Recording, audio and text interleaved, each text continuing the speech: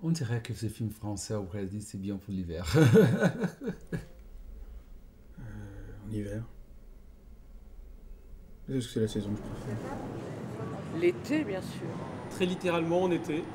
C'est tellement lumineux, c'est tellement beau. Ouais, je sais pas, plutôt en été. Enfin, de toute façon, moi, je programme que des films au mois de mai, donc c'est pour moi la saison idéale pour découvrir des films. Alors pourquoi pas celui-là, ouais. Au printemps. L'automne. Oui, oui, je verrais très bien le film, voir ça un jour de Noël. Certains iraient à la messe de minuit, d'autres regarderaient le mépris religieusement. Quand ils se promènent dans les studios de Cinecittà au début, ils disent ça y est, tout a été vendu, c'est fini, tout ça. Donc on sent que c'est un film d'été, mais c'est la fin de l'été. Non, les deux. Parce que s'il fait très chaud dehors, je vais être content d'être dans une salle climatisée pour passer un bon moment. Et s'il fait très froid dehors, je vais être content d'être dans une salle chauffée pour passer un bon moment.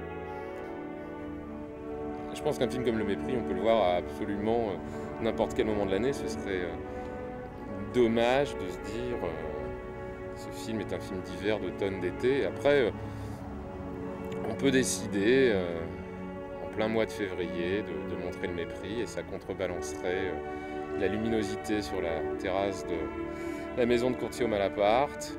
On peut considérer que c'est un film d'automne si on se focalise sur la fameuse séquence d'effeuillage linguistique du début. D'ailleurs, vous les trouvez comment, mes fesses? Et on peut aussi dire que c'est évidemment un film d'hiver, puisque c'est à cette saison-là qu'on a le mépris. Le mépris, pardon.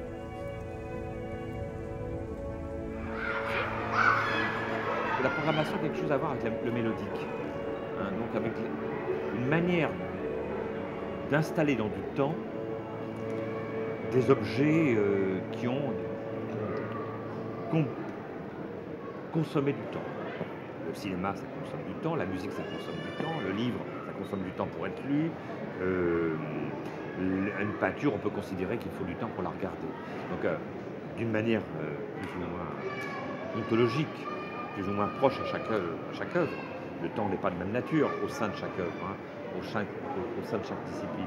Il y a toujours du temps dans les œuvres. Donc, c'est une manière de remettre dans du temps, de remettre dans le temps des œuvres qui ont brûlé le temps. Le temps n'est plus que de la cendre dans les œuvres. Et tout à coup, c'est réanimer la cendre du temps, c'est faire rebrûler la cendre du temps que de la remettre dans une programmation qui est du temps. La programmation, c'est du temps. C'est de l'espace avant tout. C'est quelque chose de mélodique, quelque chose qui...